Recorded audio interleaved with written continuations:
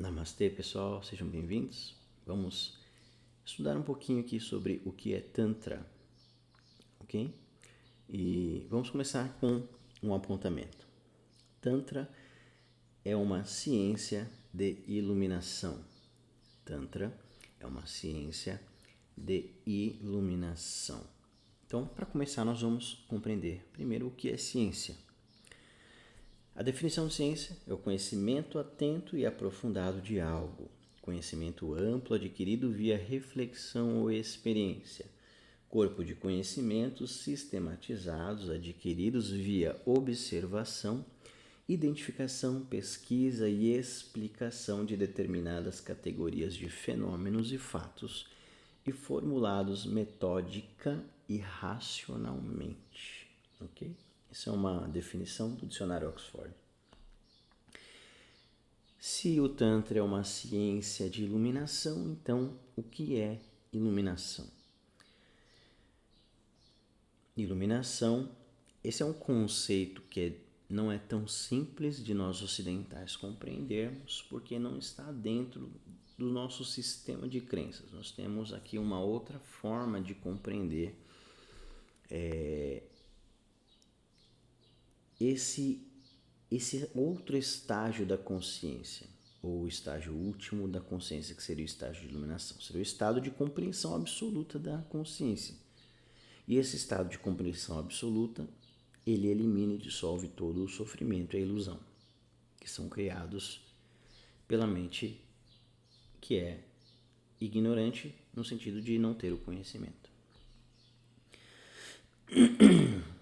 Onde quer que você vá buscar para encontrar a verdade, você está indo para longe. Seu ser está com você, assim como sua sombra. Você não tem que ir a lugar nenhum, tem apenas de olhar no espelho do seu próprio ser. Que é uma frase do Osho. Embora o Osho não tenha sido nenhum mestre tântrico, mas eu gosto de trazer alguns apontamentos porque são bastante interessantes. Aqui, um outro apontamento de Lama Surya Das. Você é o Buda, você é a verdade. Então, por que não conhece isso muito bem? Porque há um véu no caminho, que é o apego às aparências, como, por exemplo, a convicção de que você não é Buda, de que você é um indivíduo separado, um ego.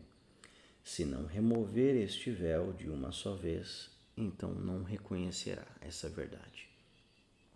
Okay? Aqui uma frase interessante também que eu encontrei do professor de yoga, Pedro Kupfer. Moksha é a liberdade, não é uma experiência nem ganhar algo que não se possui. É, pelo contrário, destruir a ignorância em relação a si mesmo.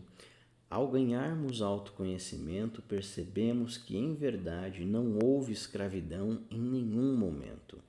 Percebemos que sempre fomos libertos, mas não sabíamos disso. Na tradição Vedanta, há o exemplo do pastor distraído que busca aflito no vale o cordeiro que está carregando em seus próprios ombros.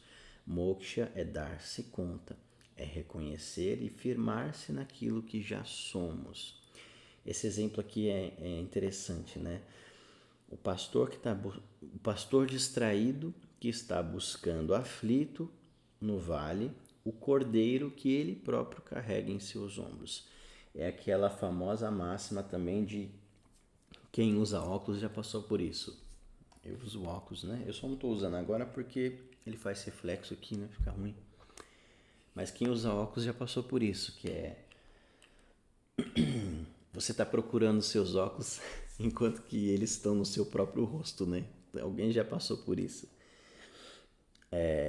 Então a busca pela verdade é isso. É alguém que usa óculos procurando os próprios óculos em todos os lugares e quando ele se dá conta ele sempre estava no seu próprio rosto. Tá? A verdade é algo que nós já somos e que não há, na verdade não há um caminho de evolução para se alcançar essa verdade. Há apenas que haver um reconhecimento. E esse reconhecimento vem através do conhecimento verdadeiro que transforma a ignorância em sabedoria. Ok? Então ele fala que moksha é dar-se conta, é reconhecer e firmar-se naquilo que já somos. Como aqui a Lama falou, há um véu, que é o apego às aparências, às formas. E esse véu, enquanto que ele não for superado, desfeito, a gente vai continuar com a convicção não real de que nós não somos esse Buda, esse Cristo, esse ser superconsciente ou a consciência última absoluta que não tem nome, não tem forma, não tem absolutamente nenhum atributo desse mundo. Ok? Então já vimos o que é ciência, já vimos o que é iluminação. Tantra é uma ciência de iluminação. Então vamos para a definição da palavra Tantra. Ok? A gente divide aqui a palavra Tantra em dois. Tan significa, ou melhor, vem da palavra Tanoti, que quer dizer expandir, expansão.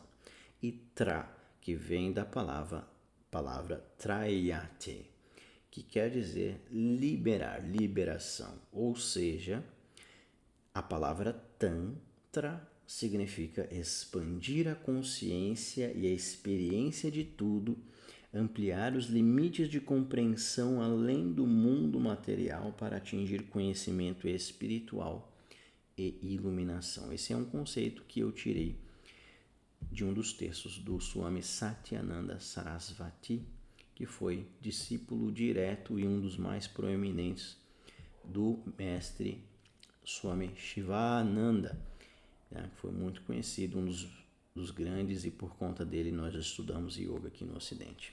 Ok? E Tantra. Tá? Nós vamos daqui a pouco ver a diferença também entre yoga e Tantra. Vamos então ver um pouquinho da história do Tantra. Tantra ou tantrismo se refere às tradições esotéricas do hinduísmo e do budismo que se codesenvolveram provavelmente em meados do primeiro milênio depois de Cristo. Tá? É evidente que o Tantra já existia há mais de 5.000 anos para trás, que se tem conhecimento.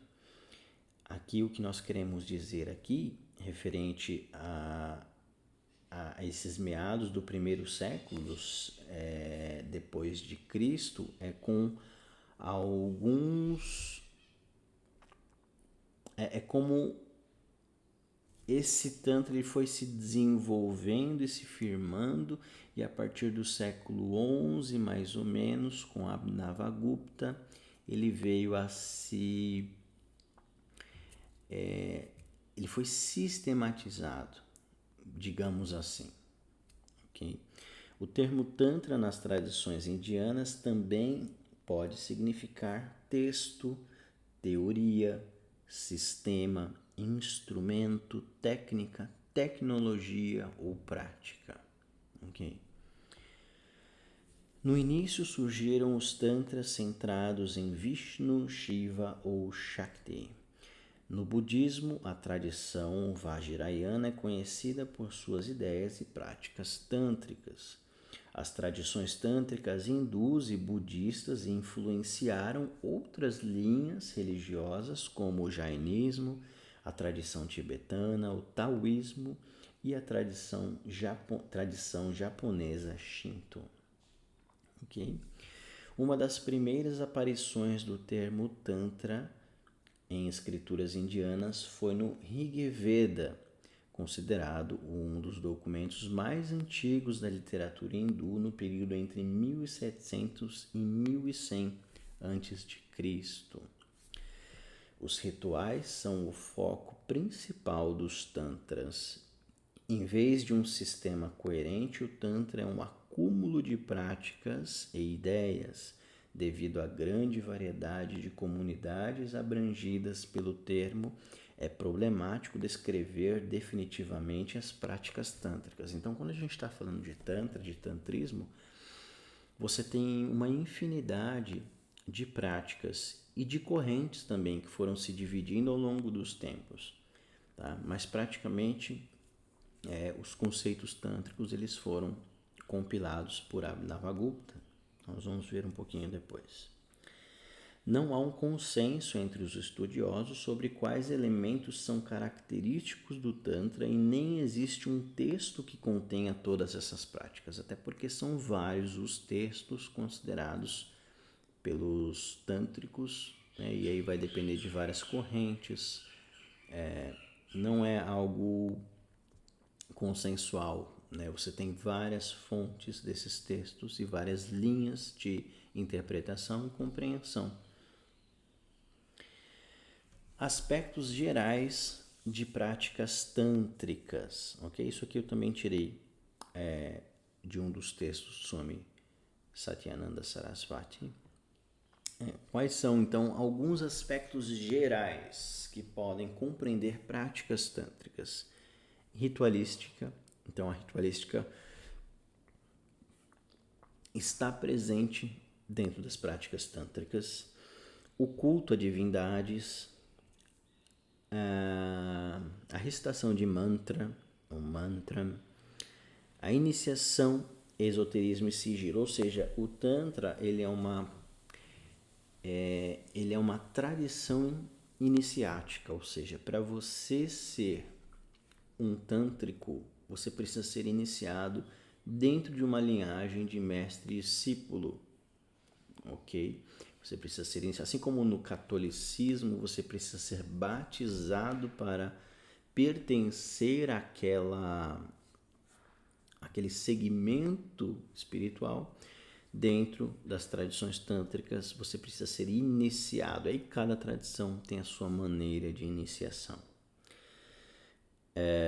Dentro desses aspectos gerais de práticas tântricas, nós temos o instrutor ou guru, que é um sistema que nós ocidentais não compreendemos muito bem porque não faz parte da nossa cultura, tá? O sistema de guru é guru-discípulo, ou seja, você tem um mestre e você devota a sua vida àquele mestre. Você deixa a sua vida mundana, vamos dizer assim, a sua vida convencional e você vai seguir esse mestre. Você vai viver para o mestre, você vai devotar o mestre, você vai seguir os ensinamentos desse mestre. Então, tudo que você faz é em função desse mestre. Você vira um discípulo. Nós não sabemos o que significa isso aqui. Mandalas, tá? Ou mandalás, que são símbolos arquetípicos que trazem uma simbologia, tá? E aí, dependendo da mandala, ele vai trazer uma frequência, uma energia específica. O corpo físico como caminho. O Tantra ele traz isso, ele se diferencia de outras correntes e linhagens indianas por trazer o corpo físico como meio, como caminho para a iluminação. Então nós não, assim como por exemplo em uma linhagem mais talvez mais moderna da Advaita Vedanta, o que chama-se de Neo-Advaita, o corpo ele não tem muita utilidade, ele é mais uma compreensão por outros caminhos que não pelo corpo, mas pelo entendimento, pela compreensão. Mas no Tantra você vai utilizar o corpo como caminho, assim como no Yoga. Assim como no Yoga, o Yoga ele traz o corpo também como uma ferramenta para alcançar essa iluminação, esse estado de liberação da mente, tá? Essa expansão e liberação, como nós vimos na definição inicial. Práticas xamânicas e iógicas, ok? Então, dentro do Tantra, você tem algumas práticas que se assemelham, embora eu sei que há discordâncias em relação a isso, mas você pode compreender uma certa similaridade entre algumas práticas tântricas e xamânicas, até porque a forma como viviam os tântricos de 5.000 anos atrás, o povo Drávida, era uma forma bastante parecida, né? Mais próxima à natureza, né? utilizando mais os elementos da natureza, a forma de se alimentar e tudo mais parecida também com povos xamânicos que viviam nas florestas, que viviam na natureza e se utilizavam desses mecanismos, né, da natureza. O Agnihotra é um outro aspecto que em algumas linhagens tântricas é fundamental. O Agnihotra é o ritual do fogo, e aí você também tem o Homa e outras práticas ligadas a esse ritual, que pode ser um ritual de cura, um ritual de proteção, um ritual de devoção, de movimentação energética e de limpeza também através do Agnihotra. E o que é característico do Agnihotra é a kundi, né? Você faz o Agnihotra numa kundi. O que é uma kundi? Uma kundi é uma espécie de... é um recipiente, tá? Ele tem um formato específico e dentro desse recipiente você coloca geralmente cocô de vaca, porque isso é uma outra coisa também, que o animal, a vaca, ela tem uma outra concepção para os indianos, né? Diferentes para nós, né? Nós comemos as vacas lá, eles têm a vaca como um ser sagrado. Então, como é cultuado e criadas esses animais, eles acreditam que o cocô dessa vaca feliz, ele tem certas substâncias que quando entram em processo de queima, né, porque o ritual do fogo você coloca esse cocô de vaca, que eles consideram cocô de vaca feliz, porque elas não estão sendo criadas para o abate, tá? Então elas têm uma certa substância que quando entra em contato com o fogo e com o ghee, porque você coloca ghee também dentro desse ritual do fogo, ok? E você usa também o arroz para fazer a transmutação, arroz integral, para fazer... faz parte desse ritual, ok? E o arroz ele é colocado de uma forma específica, de acordo com o mantra que está sendo cantado e de acordo com um determinado momento desse mantra, né? Onde se faz um oferecimento jogando esse arroz dentro dessa queima, tá? Do fogo e tudo mais. Então é um ritual que é bastante praticado dentro das linhagens tântricas, né? Não todas, mas em grande parte delas. Sadhana. Sadhana é a prática espiritual. Então aqui nós temos dentro do Tantra um conceito chamado de sadhana. Sadhana é o caminho que você escolhe para iluminar-se, para buscar essa iluminação, ok? E aí você tem várias formas de sadhana. Vou dar alguns exemplos. Dakshina é uma oferenda ao mestre, ao guru, ao instrutor. É uma forma de sadhana, de oferta a esse guru, ok? Diksha, quando um guru inicia um discípulo e transmite o conhecimento espiritual da tradição e a transmissão de Shaktipati, que são os poderes espirituais para o despertar da consciência desse discípulo. Isso só pode acontecer de fato por um mestre verdadeiro, um guru verdadeiro, e por um discípulo absolutamente devotado e sério que está nesse caminho. Isso não acontece da forma como muitas pessoas acreditam, né? Ou que você até vai ver pessoas dando Shaktipati aí por aí, não tem nada disso, ok? Yoga como prática de asanas e pranayama para melhorar o corpo e a mente, ou seja, trazer os benefícios e uma vitalização para o corpo físico através de práticas daquilo que conhecemos como yoga, que são a parte de asanas, posturas, pranayamas, respiração, entre outras práticas também, né? Como kriyas, meditação e por aí vai. Mudras, gestos de poder, mantra, sons de poder, cantos devocionais, que a gente chamaria de Bhakti Yoga, Bom, dentro do Bhakti Yoga você tem cantos devocionais, não é necessariamente o Bhakti Yoga. Bhakti Yoga é o caminho da devoção. E dentro do caminho da devoção nós temos cantos devocionais. Esses cantos devocionais eles podem ser de duas formas, de bhajans ou kirtans, ok? Bom, são formas de se cantar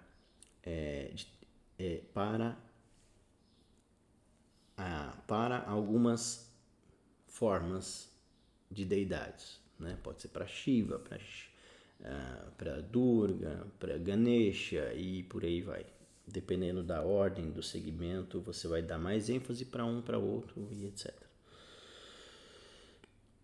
Mandalas, já falei, são aquelas figuras de poder. Yantras são também diagramas simbólicos de forças em ação no universo. Eles representam formas e essas formas têm um código, né? E esse código ele influencia de uma determinada maneira, assim como qualquer coisa.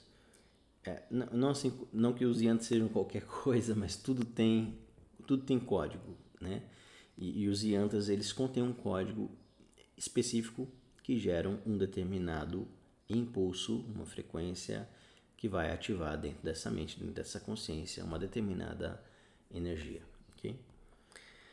Bom, aí temos mais aqui, dentro do caminho do sadhana, que pode ser feito dentro de linhagens tântricas, nós temos o puja, que é o ritual de adoração, um ritual de oferenda, e existem várias formas de fazer puja.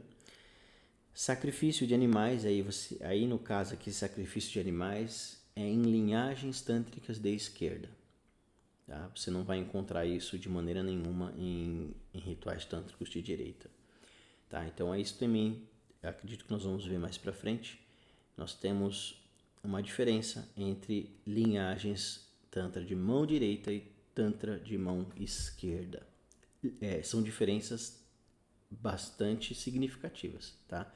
Inclusive aqui, né, já deu para dar uma chocada. Tem algumas linhagens tântricas que fazem sacrifício de animais. Uso de substâncias que são consideradas um tabu na sociedade, como o álcool, carnes e enteógenos. Para nós, o consumo de carne não é um tabu, mas lá na Índia, sim. Né? De maioria eles são vegetarianos e tem o consumo de carne limitado, né, e reduzido. E enteógenos, que são enteógenos? Enteógenos são substâncias que são ingeridas, que são consumidas para uma certa experiência de expansão da consciência. Então, por exemplo, uma droga, o LSD, ele pode ser considerado um enteógeno, ok? Mas o enteógeno ele tem a ideia de algo para um conhecimento espiritual. Tá? Então, esse enteógeno, a intenção do uso dessa substância como enteógeno é de uma busca espiritual interior através de uma substância que modifica o seu estado de consciência. Tá? O LSD foi muito usado por vários pesquisadores e dentro desse ramo de pesquisa sobre consciência, né? Vários estudiosos, enfim, né? Não vamos entrar nesse assunto, mas outros enteógenos que tem, por exemplo, a ayahuasca é um enteógeno. É um enteógeno que você, ao ingerir, você entra em você cria uma possibilidade de conhecimento da consciência através dessas substâncias que modificam o seu estado de consciência. Tá? Entre muitas outras, tem muitas outras, eu dei alguns exemplos. O Guru Bhakti, que é a devoção ao Guru, está uma das práticas de sadhana. Quando você está dentro de uma linhagem tântrica, você tem um Guru, você tem devoção a um Guru, você tem um mestre, e esse mestre ele é digno de receber a sua devoção, seja em sua presença ou não. Tá? Se ele é vivo, se ele não é vivo. Nós temos o yatra, que é a peregrinação, as procissões, ok? Vrata são os votos como jejuns, busca e desenvolvimento de siddhis ou poderes sobrenaturais. Música e dança, isso tem muito dentro das tradições tântricas. Maituna, que é o ritual sexual, né? Que é o que o pessoal confunde aqui no Ocidente com sexo tântrico e massagem tântrica, que não tem nada a ver, ok? Bom, então aí chegamos então a Abhinavagupta. Abhinavagupta, ele viveu de 1950 a 1050 depois de Cristo, mais ou menos. É considerado um dos mais importantes sábios eruditos do sistema tântrico, ok? Ele foi um dos grandes expoentes do Tantra, do Shaivismo, da Cachemira, do Trikakaila e da filosofia estética indiana. Seu trabalho mais importante é o texto tântrico Tantra Loka e o seu, pode dizer assim, há um outro texto que deriva do Tantra Loka, que é o Tantra Rasa. O Tantra é dividido basicamente em dois grupos. Pravriti, o caminho da extroversão, o caminho do mundo, da atividade, do prazer sensorial, e Nivriti, que é o caminho da introversão, do retorno para a fonte e o conhecimento do ser real. Vamos ver aqui uma frase de Satyananda Sarasvati. Tantra é um sistema que tenta fazer o indivíduo mais consciente de todas as suas ações e pensamentos. Qual que é a relação, então, entre Tantra e Yoga? Tantra e Yoga, em essência, são o mesmo sistema. Porém, todas as práticas conhecidas do Yoga, tais como asanas, pranayama, todos os caminhos de Yoga, como Karma Yoga, Bhakti Yoga, Kundalini Yoga, Hatha Yoga, Mantra Yoga, Kriya Yoga, são todos integrados ao Tantra. Resumindo, o Tantra abrange uma vasta gama de interesses, desde rituais a regras de como alguém deve viver e da astrologia até a medicina ayurvédica. O yoga, de outra maneira, é mais específico. É a forma de influenciar diretamente a mente e o corpo a fim de obter boa saúde, paz interior e, eventualmente, a expansão da consciência. Podemos dizer que Tantra é a mãe e o Yoga é um dos filhos. Yoga não é um mito antigo caído no esquecimento. É a mais valiosa herança do presente. É uma necessidade essencial para o hoje e a cultura do amanhã. Aqui uma frase do Swami Satyananda Sarasvati. Vamos então à origem da palavra yoga. Yoga é a ciência de viver positivamente ou viver bem, e como tal, pretende-se que haja incorporado na vida diária. Trabalha todos os aspectos do indivíduo, o corpo físico, a vitalidade, a mente, as emoções, o psíquico e o espiritual. A palavra yoga significa unidade e é derivada da palavra yug, que significa unir. Essa unidade é descrita em termos espirituais como a união da consciência individual com a consciência cósmica. Okay? Em um meio mais prático, yoga é um meio de equilibrar e harmonizar o corpo, a mente e as emoções. E isso é alcançado através da prática de asanas, pranayama, mudra, bandha, shatkarma e meditação. Como o yoga surgiu? O yoga, como conhecemos hoje, foi desenvolvido como parte da civilização tântrica que existiu na Índia e em todas as partes do mundo há mais de 10 mil anos atrás. Ou seja, o yoga, embora ele tenha se desenvolvido na Índia, mas ele não é de origem indiana. Há conhecimentos de que, por exemplo, o yoga ele existiu numa época pré-colombiana, ok? Então, assim, era um movimento que estava acontecendo em várias partes do mundo, mas é evidente que ele se desenvolveu na Índia e nós o conhecemos como indiano, ok? Mas o yoga ele é universal, ele não é especificamente da Índia, ele pode ser praticado por qualquer pessoa porque ele leva a um lugar de liberação que todas essas divisões e separações eles serão dissolvidas, esquecidas por completo, ok? De acordo com a tradição mítica, Shiva é tido como o fundador do yoga e Parvati sua primeira discípula. Parvati foi a sua esposa, sua companheira, né? E foi para ela que Shiva, recebendo aquele conhecimento, ele compartilha primeiramente com ela, então ela se torna a sua primeira discípula e assim surgiu o yoga. Shiva é amplamente reconhecido como o símbolo e encarnação da consciência suprema. Parvati representa o conhecimento supremo, o poder e a ação, e é responsável por toda a criação. Como o yoga apareceu? O yoga surgiu quando a civilização humana estava começando, quando o primeiro homem percebeu seu potencial espiritual e começou a desenvolver técnicas para fazer evoluir esse potencial. Nos tempos antigos, as técnicas de yoga eram mantidas em segredo e jamais eram escritas ou expostas em público. O conhecimento do yoga era e ainda é transmitido até hoje pelo sistema Parampara, que é a forma de mestre-discípulo.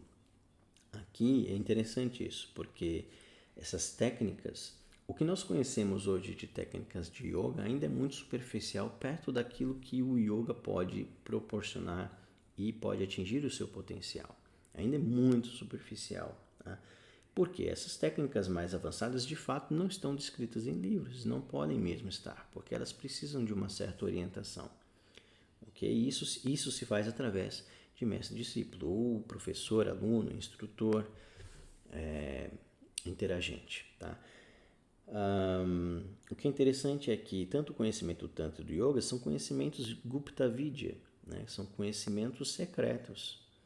Hoje em dia está mais disseminado, né?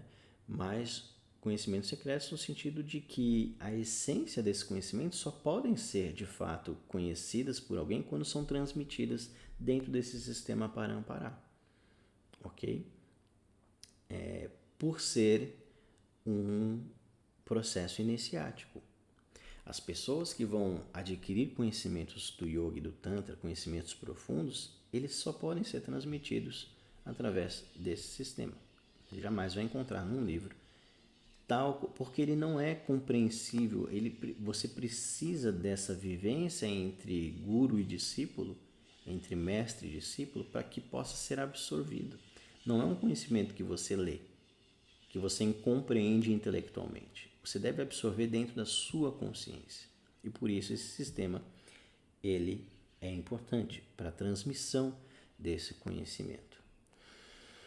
Por essa razão é tão importante a figura do guru dentro das tradições do Tantra e do Yoga. Guru é entendido como aquele que é capaz de romper com o véu da ignorância do discípulo, um ser iluminado ou realizado que, através de sua experiência pessoal, pode guiar e conduzir os aspirantes sinceros pelo caminho correto.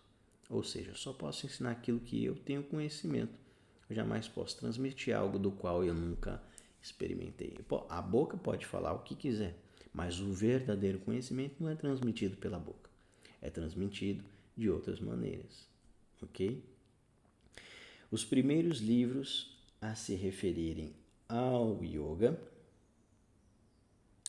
ou melhor, Guru é entendido como aquele que é capaz de romper com o véu da ignorância do discípulo. Um ser iluminado ou realizado que, através de sua experiência pessoal, pode guiar e conduzir os aspirantes sinceros pelo caminho correto. Tá? Então, estou enfatizando aqui para a gente entender o grau de complexidade que é compreender esse sistema de guru-discípulo, porque nós aqui não temos essa prática, nós não temos essa cultura. Pelo contrário, nós queremos fazer tudo sozinho, né? Nós não queremos depender de ninguém, nós não queremos ser discipulados, pelo contrário, nós queremos discipular os outros, né? É isso que nós queremos. Mas aqui então, somente um ser iluminado e realizado, que através da sua experiência pessoal, pode guiar e conduzir os aspirantes sinceros pelo caminho correto, ok?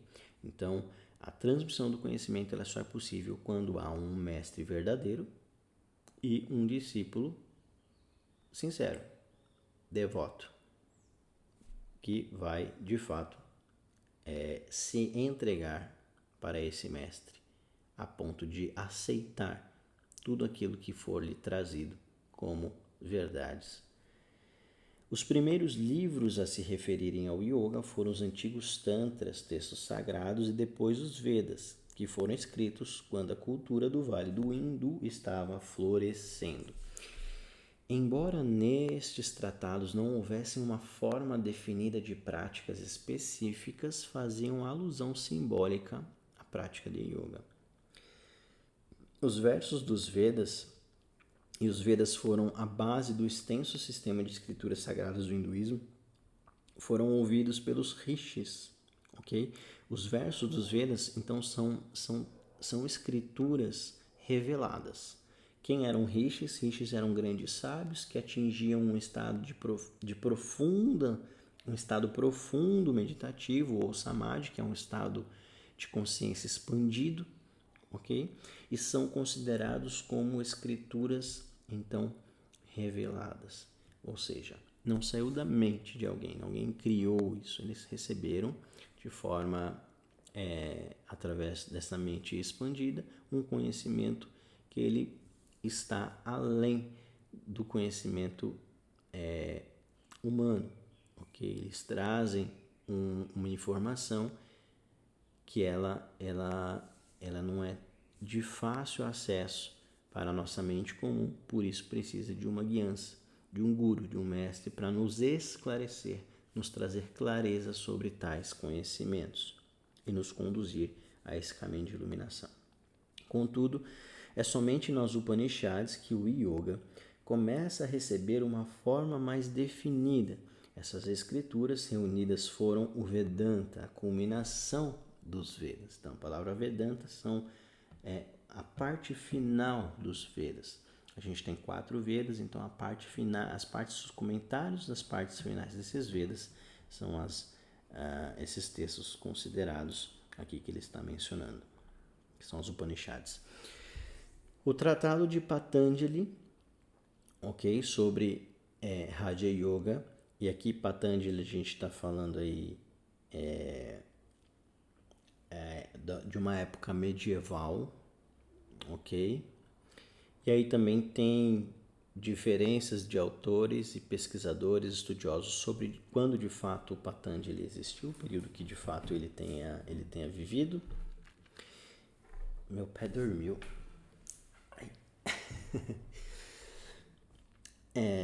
Mas, enfim, o que importa aqui na verdade é o cerne do conhecimento e não de fato quando eles viveram, né? Então, o Tratado de Patanjali sobre Raja Yoga, que são os Yoga Sutras, um dos textos mais importantes para a sistematização daquilo que nós conhecemos como yoga nos dias de hoje.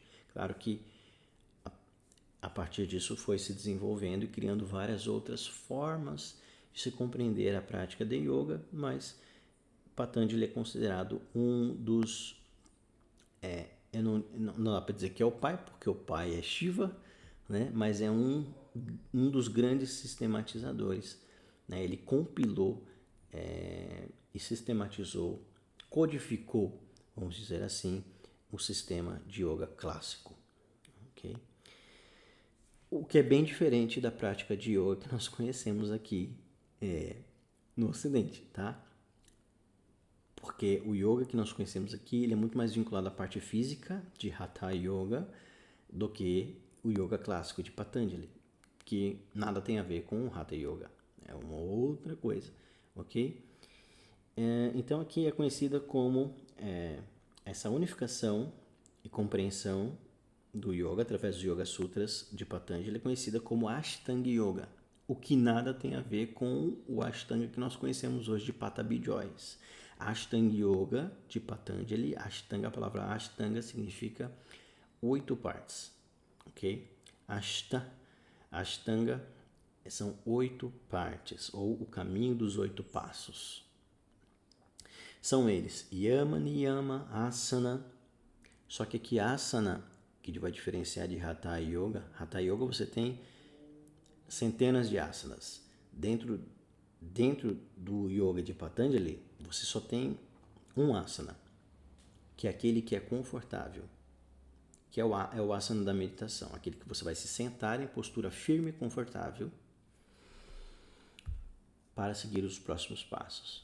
Ou seja, então dentro de Patanjali Yoga, você não tem essa quantidade enorme de posturas que tem o Hatha Yoga, por exemplo, ou outras práticas de yoga. Okay? Quarto, pranayamas, que é o controle da respiração. Pratyahara, quinto, que é a dissociação da consciência do mundo externo. Dharana, concentração. Dhyana, meditação. E Samadhi, que é o estado não dual da consciência, que é esse estado de consciência expandida, não limitada a essa percepção individual e egóica. Então nós temos vários tipos de yoga. Existem 4 formas de yoga tradicionalmente. Elas são Jnana Yoga, que é o yoga erudito do entendimento, do conhecimento, das leis da natureza e das escrituras. É o do estudo, do conhecimento. A palavra Jnana significa sabedoria. Nós temos Bhakti Yoga, que é o yoga da devoção, do amor direcionado de forma convicta e consciente. Se você prestar atenção no amor, pensar no amor, expressar o amor, responder aos gestos de amor e tornar o amor a base de todas as suas escolhas, você estará então praticando Bhakti Yoga. Okay? É evidente que é muito mais profundo, que isso é apenas uma definição. Karma Yoga é o yoga onde todas as ações pertencem a Deus, ou seja, quando há o entendimento de que tudo o que fazemos vem de Deus e vai para Deus. Isso é Karma Yoga. Não há qualquer expectativa sobre o resultado das ações, por isso não há também ansiedade, pois nada é esperado, tudo flui dentro da ordem divina. Então tudo que é feito em devoção a Deus. É como se tudo que eu fizesse sai de Deus e volta para Deus, ok? Compreendendo toda essa existência. Então, não importa o que eu faça, Karma Yoga é tudo aquilo que eu faça, como se eu estivesse fazendo para Deus, ok? E no entendimento maior é como se Deus estivesse fazendo para Ele mesmo. Né? Raja Yoga é o yoga real que une o conhecimento e a experiência criada por Patanjali. É a integração do corpo, mente e do espírito.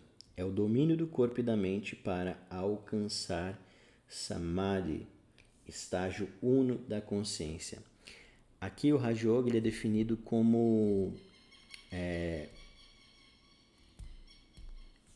o yoga, ele é conhecido como no meio, né, dos praticantes como o yoga da meditação, porque ele não dá ênfase para a prática de asanas, como nós conhecemos no Hatha Yoga, né, que as pessoas elas gastam muito mais tempo na parte física, enquanto que no Raja Yoga você vai distribuir o tempo de prática para outras questões que não a parte física. Okay? A parte física não é tão importante para esse método, para essa forma de yoga. Okay? Bom, aqui a gente descreveu 4 formas de yoga que são as 4 tradicionais. E dessas 4 surgem todas as outras centenas de milhares que nós temos. São mais de... reconhecidas, acredito que são mais de 100, cento e poucas formas de métodos de yoga que existem, né? Reconhecidos aí. Aí você tem vários. Tem o Hatha Yoga, que é o mais conhecido para nós aqui no Ocidente. Tem Kundalini Yoga, você tem Mantra Yoga, você tem Shivananda Yoga, você tem Satyananda Yoga, Satya Yoga, muitos tipos, porque cada mestre, cada instrutor foi se desenvolvendo e criando suas próprias formas. O mais importante é que cada pessoa vai se identificar de uma maneira diferente, né? E para cada pessoa aqui, quando a gente fala desses 4 básicos aqui, que é Jnana, Bhakti, Karma e Raja Yoga, a gente entende também que cada uma desses aspectos vai interagir de uma forma diferente para as pessoas. Tem pessoas que são mais intelectuais, então elas precisam de um yoga mais erudito, que é o yoga do entendimento, do estudo da filosofia, da busca por essa compreensão através desse tipo de prática. Tem outras pessoas que são mais devocionais, que na verdade são a maior parte de nós nesse momento. Há um entendimento também sobre as eras, as épocas. Nós estamos numa era onde nós somos mais suscetíveis à devoção, tá? Por conta do nosso sistema emocional.